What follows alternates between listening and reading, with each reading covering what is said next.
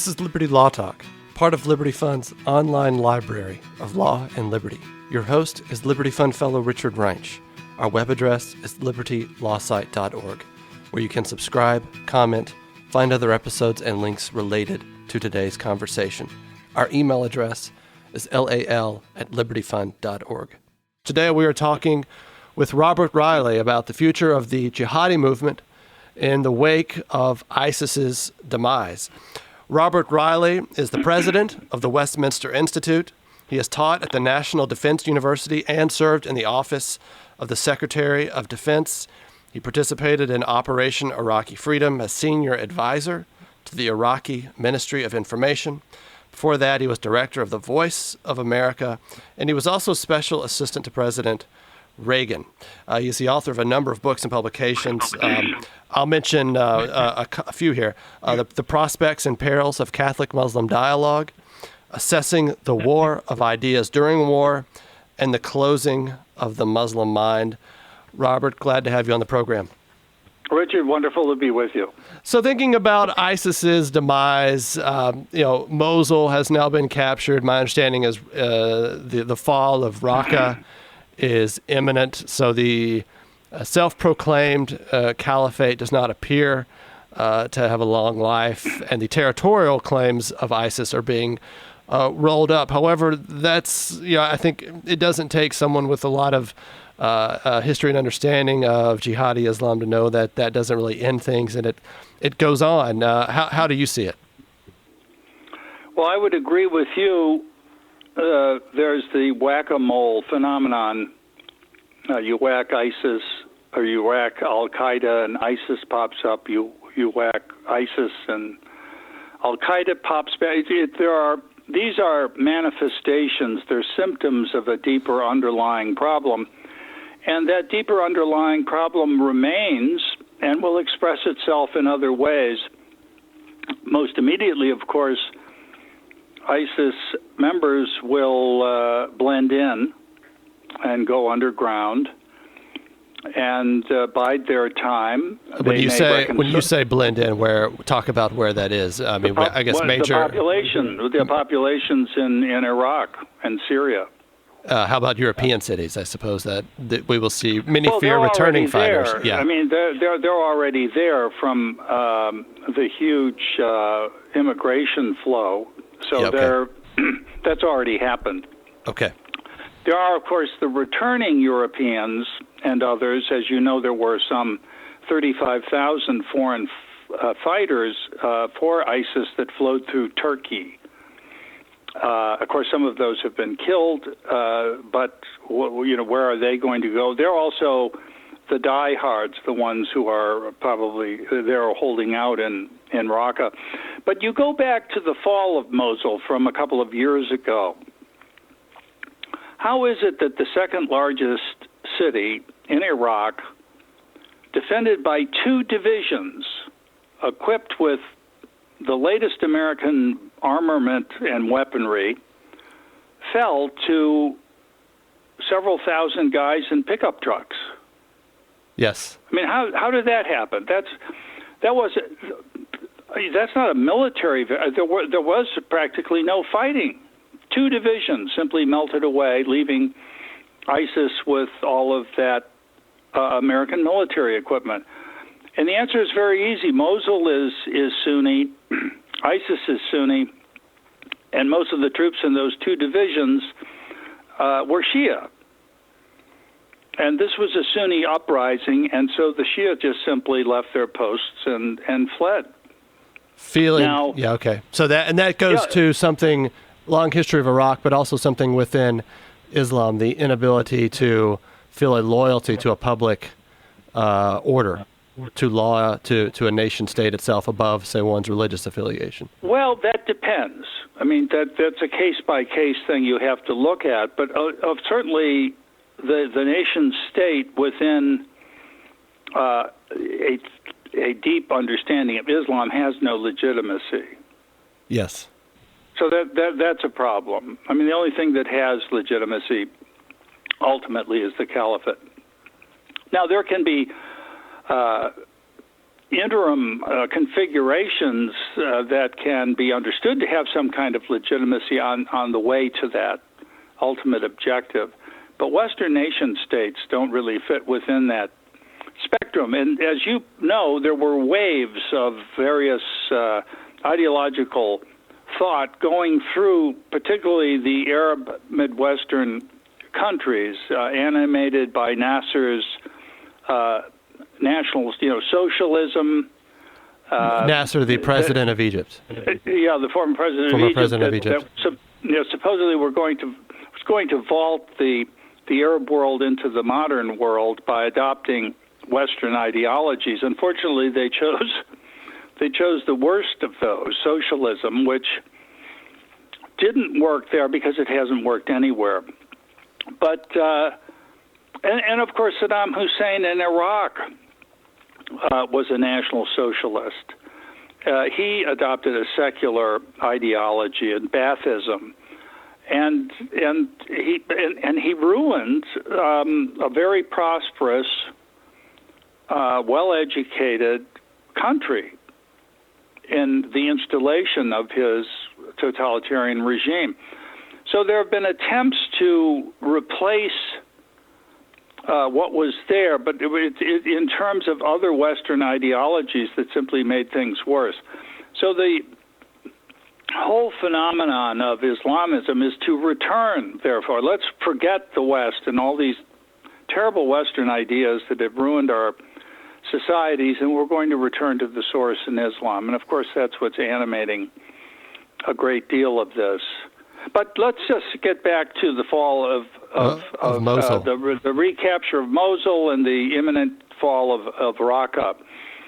The underlying political problem there, of course, is the Shia-Sunni contest, and particularly within Iraq,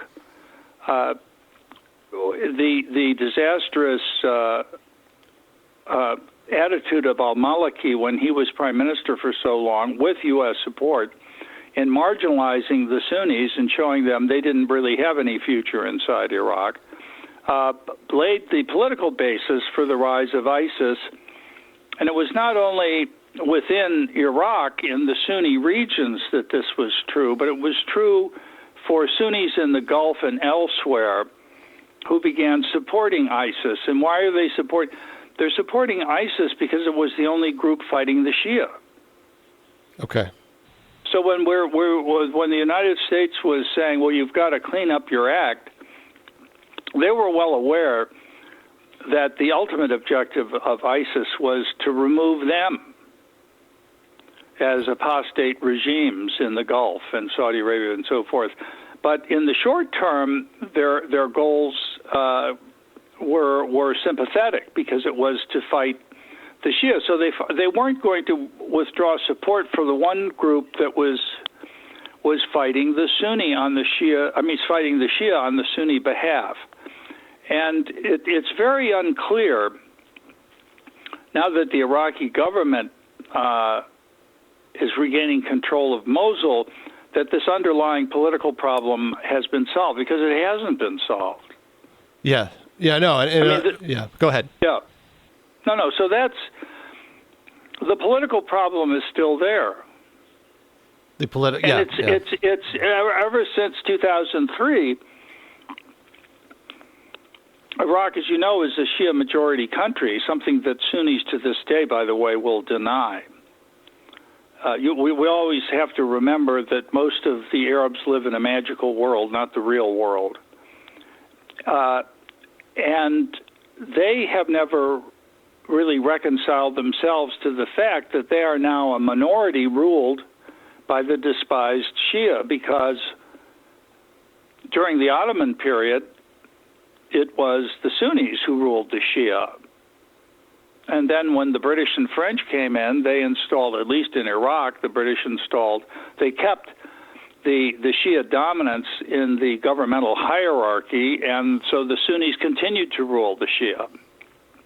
So this was a huge flip in 2003. And for us to think, well, we'll just have a vote and this will be democratically decided, you're going against a millennium of experience there that speaks against the success of such an endeavor. It's not impossible, by the way, but unless you had some understanding in the Shia leadership that you needed to accommodate the Sunnis, it wasn't going to succeed. And as you know, there's an extremely strong influence of Iran in Iraq today. Yeah. In the Iraqi government, and in these irregular military formations that have been fighting ISIS that are Iranian or Iranian controlled. And it's not necessarily in their interest to see a healthy national government of all of Iraq.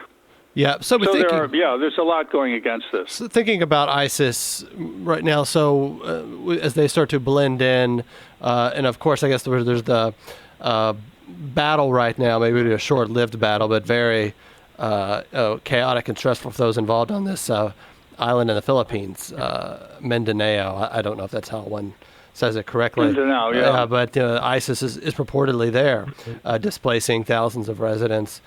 So I suppose the question is, Al-Qaeda would seem to reemerge, and this more apocalyptic death cult of ISIS, has it now, as its formal territorial claims are defeated. But I guess now we're poised, I suppose, to see Al-Qaeda reemerge, some would argue, and these failed states like Iraq, Yemen, Mali, Syria, etc., reconstitute sort of the Islamic terror network that still gives America and also Europe problems. Yeah, well, you can say that ISIS emerged from the failure of Al-Qaeda, which was basically defeated in Iraq by 2010.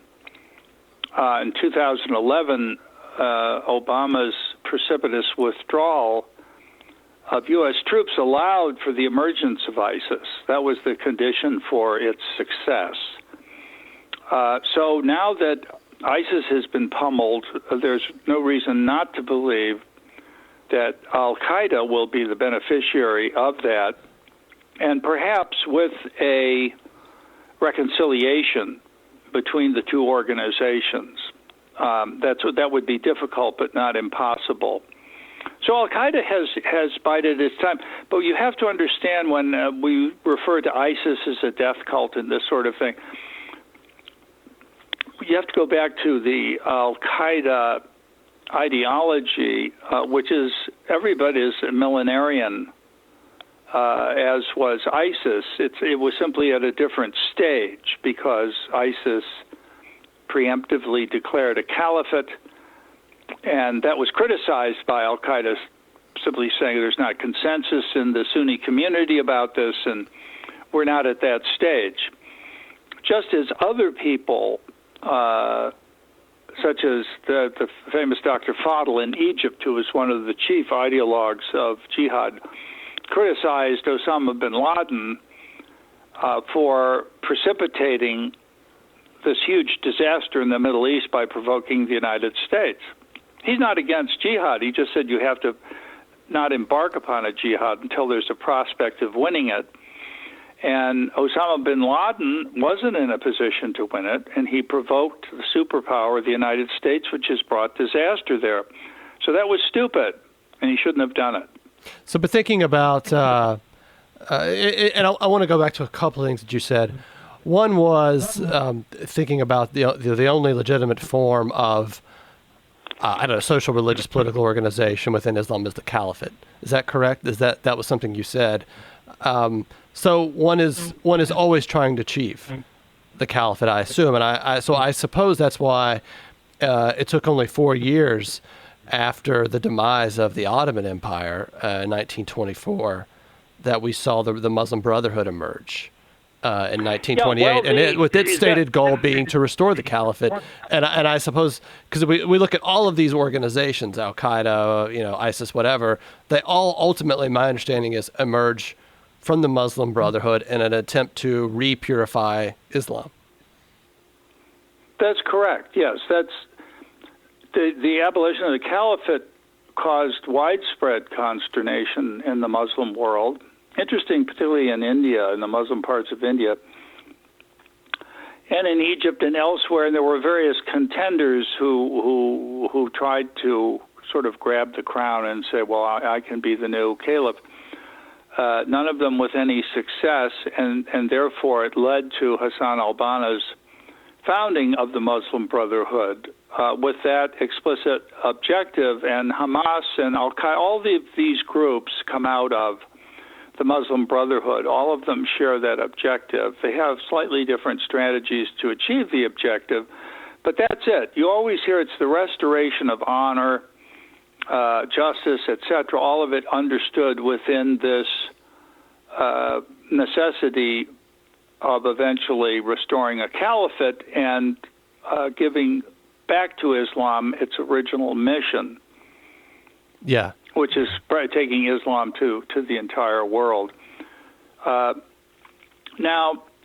that has always been the case with Islam. When there was a caliph,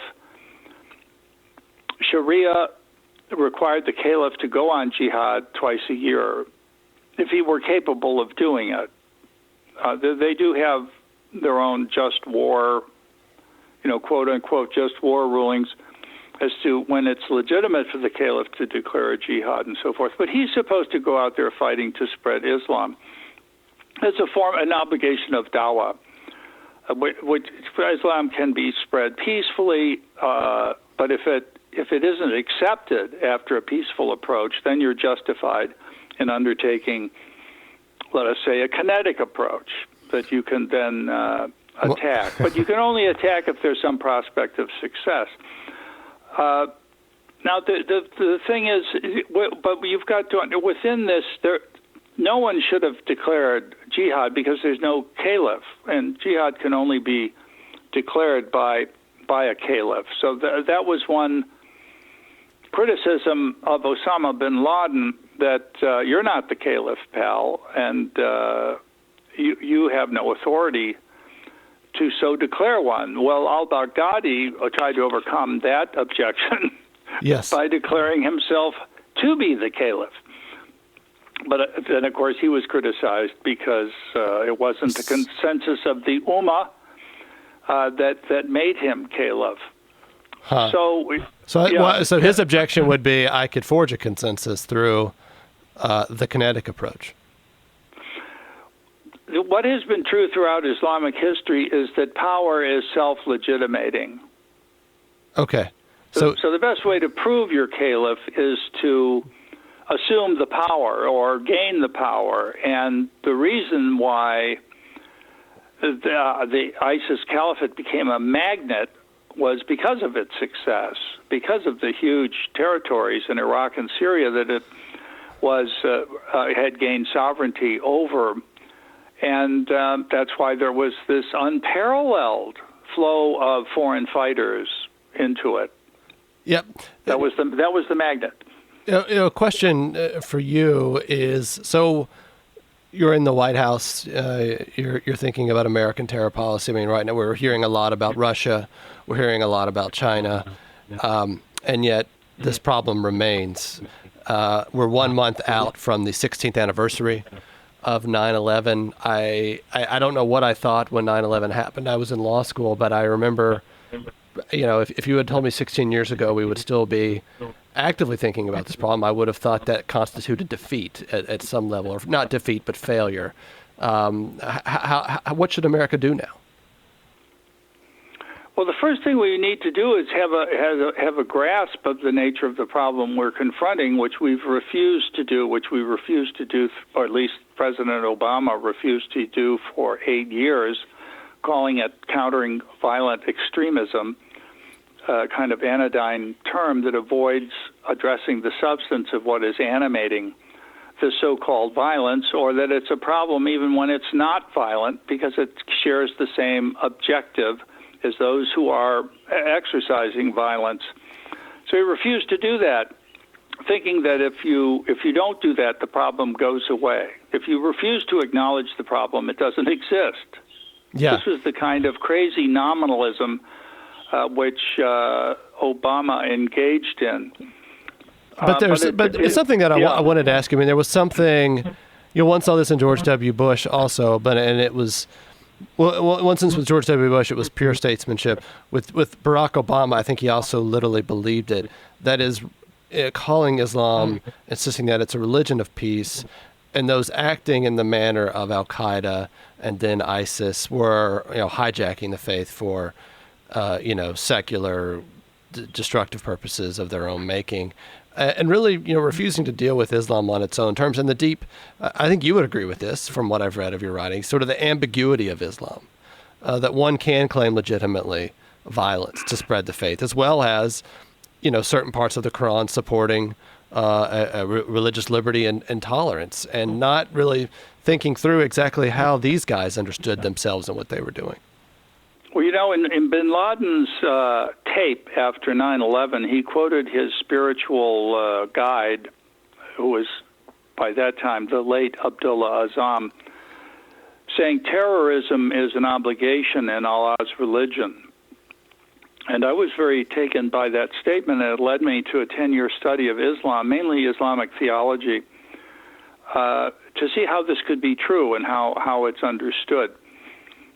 And as you just indicated, it has a solid foundation within Islam. Now, the problem with both President Bush and Obama, more so with President Obama, is that they really aren't mullahs or imams.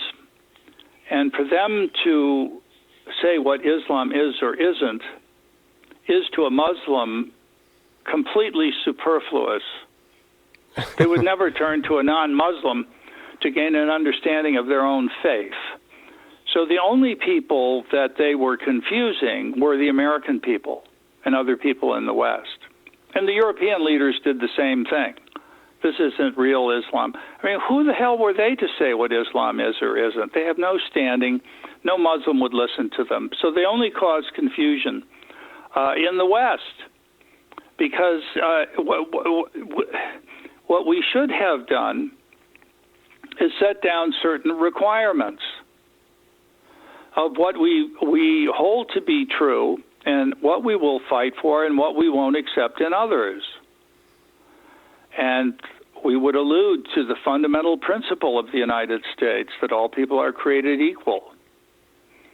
Now, if you don't accept that, we'll have a problem with you. And of course, the one reason why we have never found democratic constitutional rule indigenous to the Muslim, any part of the Muslim world, is because they don't believe all people are created equal. They don't believe men and women are created equal. They don't think Jews and Muslims are created equal, or Christians and Muslims. So there's, even though there are a number of Muslim majority countries that do exercise to some the rule of law, which reflects equality under the law, but that happened to a large degree through Western influence and colonial influence. So indigenously, that it didn't arise precisely because of the absence of this principle within Islam, and it still isn't there. And this speaks to the failure of the American attempt to install constitutional democratic rule in its wake in Iraq, or even more improbably in the tribal society of Afghanistan. So you're wondering why, all of these years out, we are still floundering in this situation. One reason is because we adopted... It's like our own intellectual provincialism, is what I hear. Well, we adopted unrealizable. We adopted the wrong strategic goals. Yeah. We thought our goal was to transform these societies, to bring equal women's rights into Afghanistan, a country which has no capability for the comprehension of that concept within its own understanding of reality, which is formed by its brand of Islam. And if you make that your project, and also if you try to install a strong central government in Afghanistan, something that the Afghan people have never wanted or accepted, you have put yourself on a path to a failed strategy. So when you're wondering, well, why aren't we winning? It's because you set goals that aren't achievable. You set the wrong strategic goals.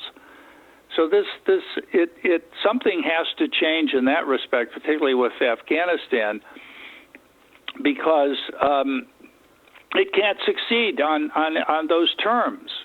Yeah, it's interesting. The objective should have been to whack Al-Qaeda and the Taliban, which we did, empower our allies, keep a residual presence to support them, and get out.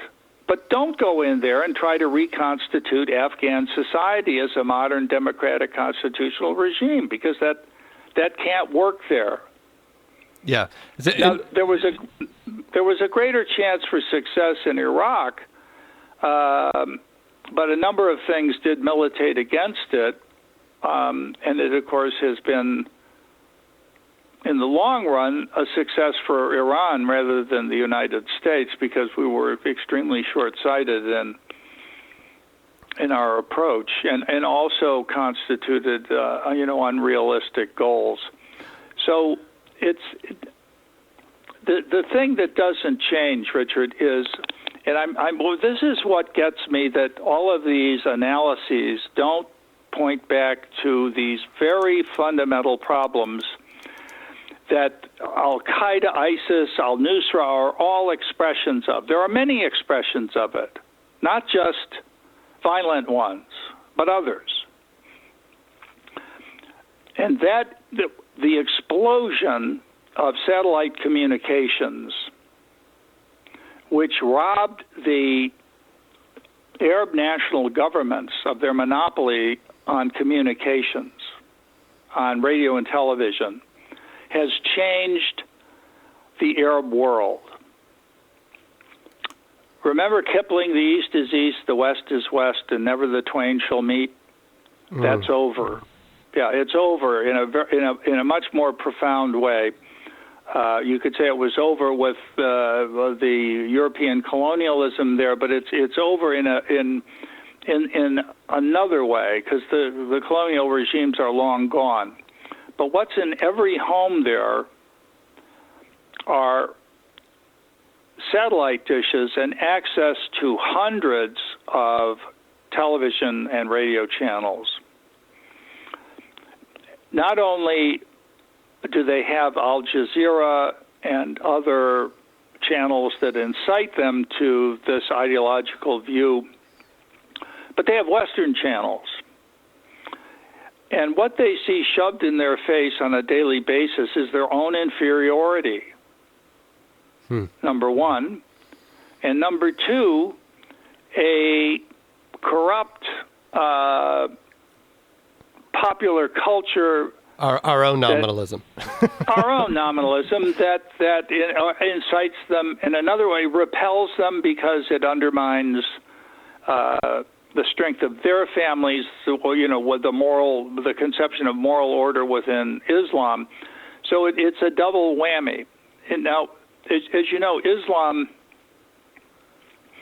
understands itself as as something which, if it is practiced correctly, leads to not only salvation in the next world, but success in this world.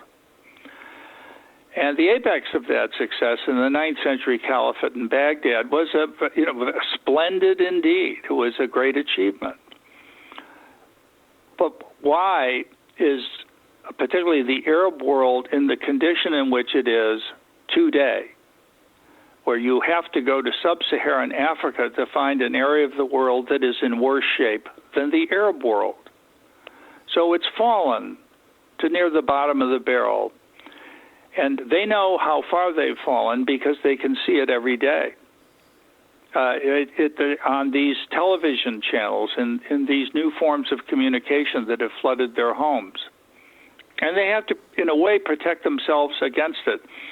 I'll give you just this little anecdote that helps explain a lot. and this is from an American, believe it or not, Jewish convert to Islam who lived in Egypt for many years. And he said when he first got into Egypt, he'd see the Egyptian peasant women out working in the fields with very, very light covering. You know, in the hot sun, that just had no trouble working without full Muslim dress. 20 years later, after the advent of this communication, they're all, maybe not a full burqa, but also all of a sudden this Muslim dress becomes mandatory, whereas before it hadn't been. I don't mean legally mandatory, so sort of socially mandatory. And that is because these forms of incitement, that is, you know, unintentional incitement on the part of this Western media that illustrates their inferiority and challenges their moral standards, leads them to retreat more and more deeply into their own faith. And so you see that faith expressed in those exterior ways. Now, who has the answer to the question of why the Arab Muslim world has fallen into this condition? How are they to understand it? Well, I work with Muslim intellectual reformers who have the answer and who know. Okay. Through the practical prohibition of critical thinking in Islam, through the denigration of Islam, the denigration of reason in Islam, which probably in the Wahhabi form of the faith is most explicit, where you can see on Saudi websites, abandon reason and submit to the text. Yes. So this abnegation of reason, that is a profound problem. It's a problem in the West, too. Well, it is. I mean, you know, when you talked about Bush and we've Obama retained it in science, but yeah. And what they say about Islam and how nonsensical it is, they should all have read Benedict XVI's Regensburg lecture. Yeah, no, I was going to bring that up.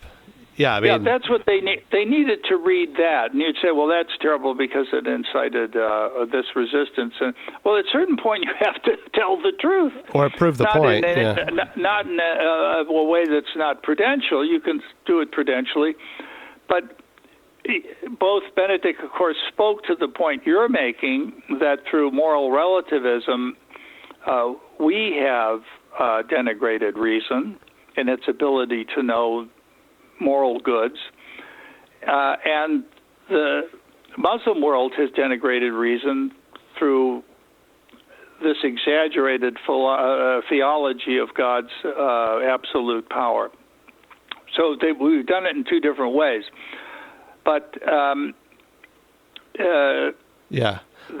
So let me just close out this point, Richard. So you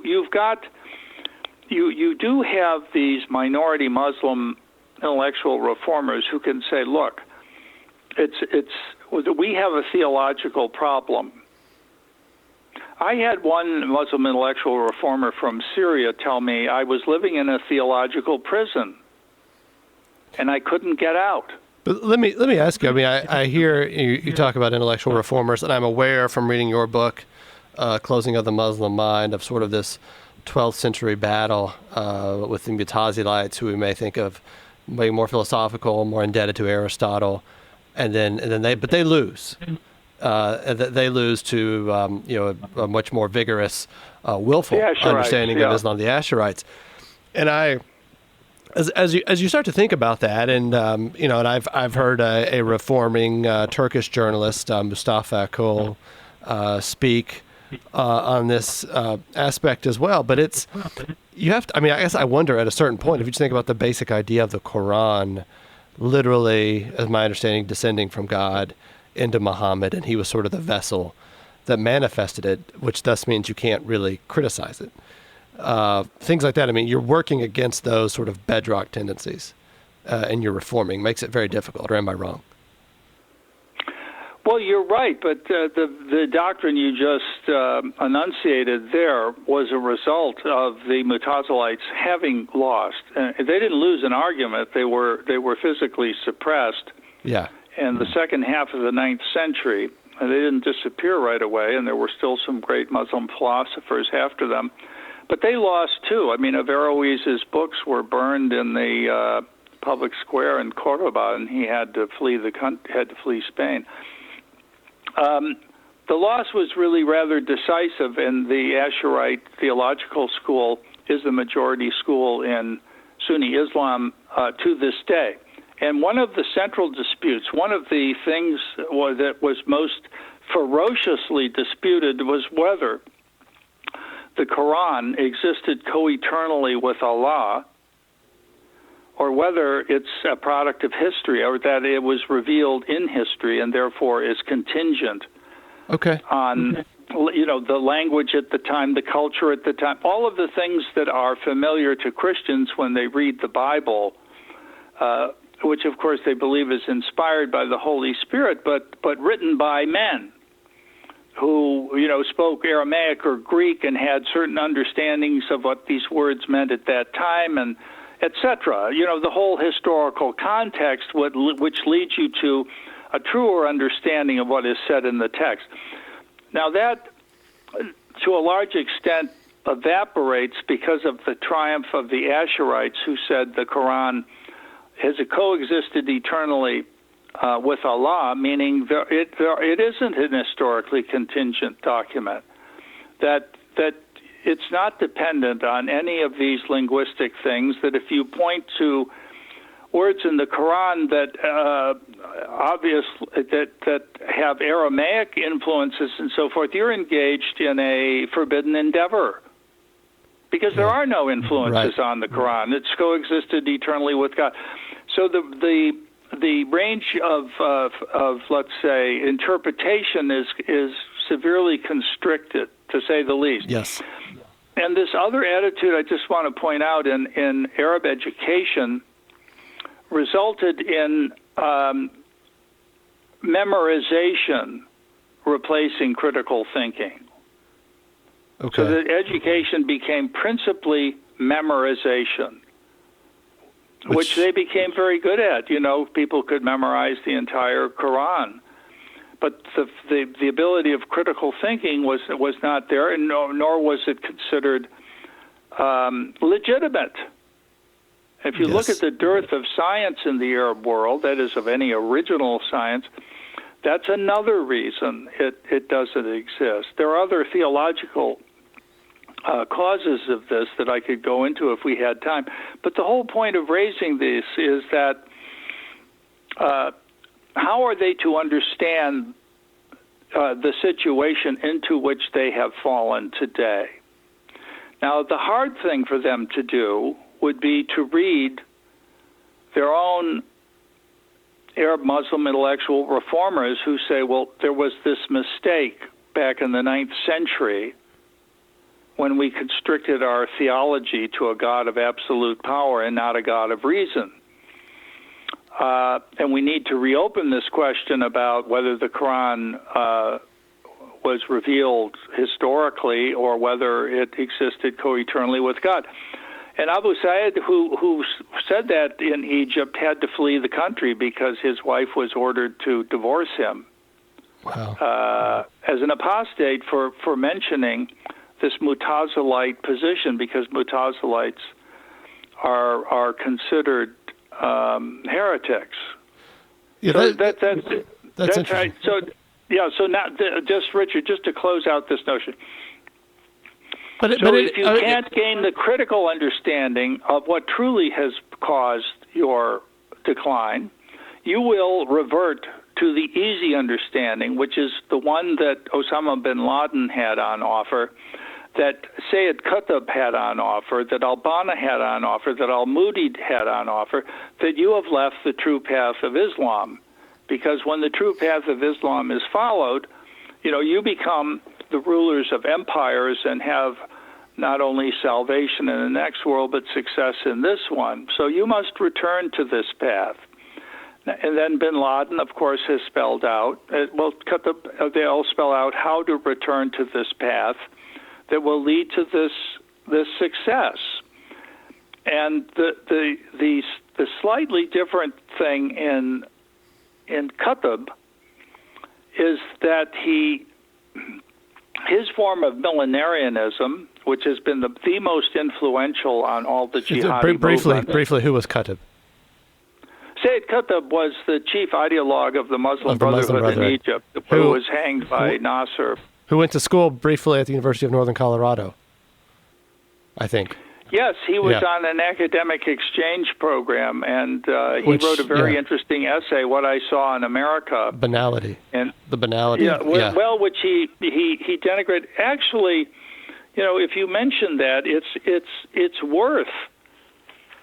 I teach classes occasionally at the Naval Postgraduate School and other places, and I will read this paragraph without saying who wrote it, and I'll ask the officers, who do you think the author is? Now, let me just read it, Richard. Sure. Quote, "This great America, what is its worth in the scale of human values? And what does it add to the moral account of humanity? And, by journey's end, what will its contribution be? I fear that a balance may not exist between America's material greatness and the quality of its people, and I fear that the wheel of life will have turned and the book of time will have closed, and America will have added nothing, or next to nothing, to the account of morals that distinguishes man from object and indeed mankind from animals," unquote. And of course, when I do that, they say, well, maybe it was the Pope, it was Churchill, it was that. No, it's Sayyid Qutb. This is the foundation. Yeah. We have to understand not only how they understand themselves, but how they understand us and why we're despised. But in any event, it is Qutb's view. It's the Brotherhood view in all of its various manifestations in al-Nusra and al-Qaeda and ISIS, that the true path is this adherence to this fundamental view of Islam that requires us to conquer and fight, and to recover our honor and to restore Islam to its rightful place in the world. That's much easier to understand than the fact that we adopted the wrong theology in the second half of the 9th century. Yeah, no, it's interesting hearing you make this point, and it kind of just sparked a comparative thought or question in my mind, and that is thinking about the CIA during the Cold War sponsoring all manner of ideological alternatives to communism, the Cultural Congress Freedom or something like that. Right. Other activities that were sponsored, not just by the CIA, and one wonders if similar efforts have been or should be made to kind of help a little bit, give a little push to this more liberal theological school that lost over a millennium ago. Well, I can tell you that I have yet to meet a Muslim intellectual reformer from the Arab world or anywhere else that has ever received any help from the United States. That's interesting. Yeah, and yet our statesmen so frequently insist Islam as a religion of peace, but haven't really lifted a finger to do much for those trying to push it in that direction. That's exactly right. They just go to, and what you find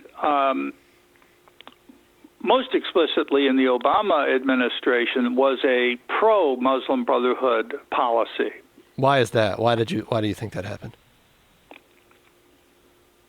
It happened because he thought that the Muslim Brotherhood was the wave of the future. Okay. And Obama was an historicist, so he wanted to go with that wave. And he thought that the Muslim Brotherhood was so strong that the best thing for the United States would be to accommodate itself to it, and by helping it. So yes. he thinks that okay.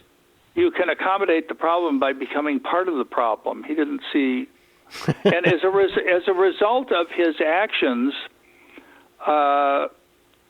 he became, much to everyone's amazement, the most despised American figure in recent history. And no one thought George Bush's unpopularity ratings in the Middle East could be eclipsed, but they were by Obama, because he was considered by the anti-Muslim Brotherhood people to have betrayed them by supporting the Muslim Brotherhood. And then when the Muslim Brotherhood was overthrown by al-Sisi, the Muslim Brotherhood despised him because he didn't ride to their rescue. So he alienated everyone. Alienated it. Wow. Yeah. Well, that's a point. I mean, at that point, it's been much more broadly made about a lot of things Barack Obama did and his foreign policy in terms of how he operated. I was. Go ahead. Just to the point. What we did in the Cold War, and I was at the U.S. Information Agency in the early '80s, so I know what we did because we were doing it then. We had printing presses in Manila. We published books. We had very effective radio broadcasts and so forth. It's a bit it was easier with the Soviet Union because Russia was part of Western civilization, and there were certain touchstones, including religious ones, that could be used and were used. Now, with Islam, it's a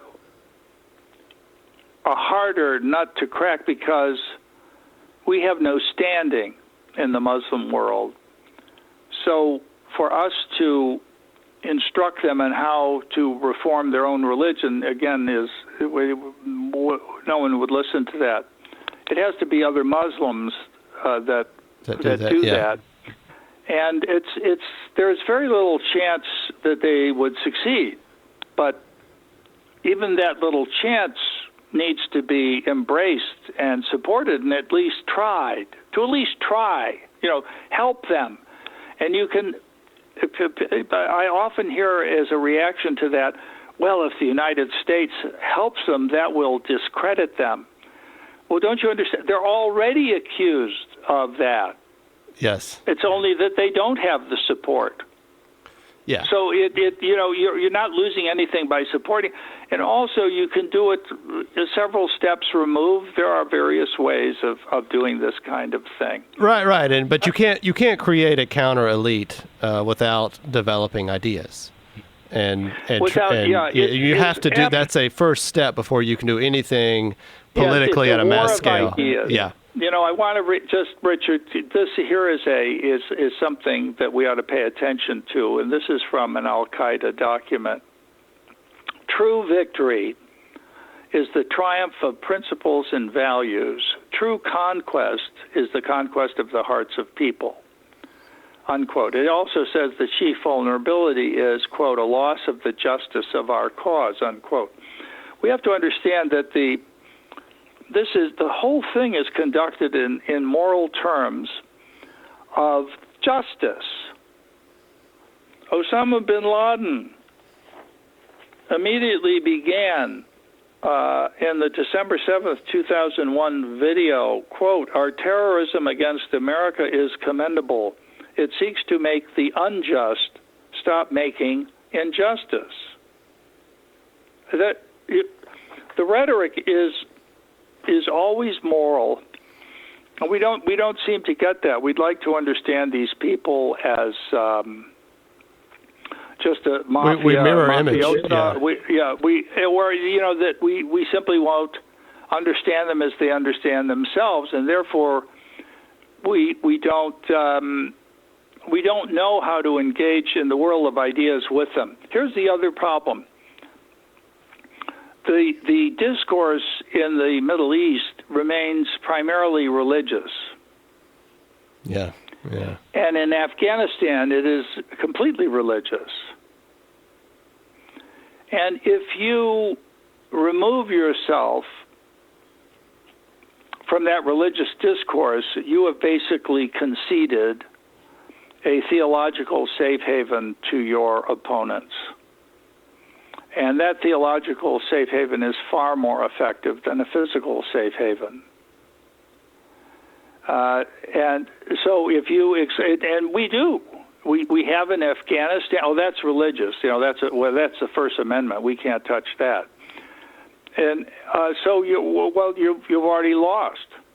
Yeah. At the level of war of ideas, you've lost, and it's ideas that are impelling the wars and the kinetic expressions of this war of ideas.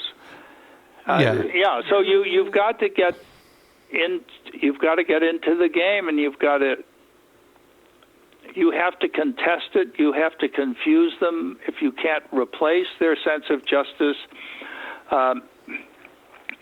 you have to at least sow confusion. Yeah.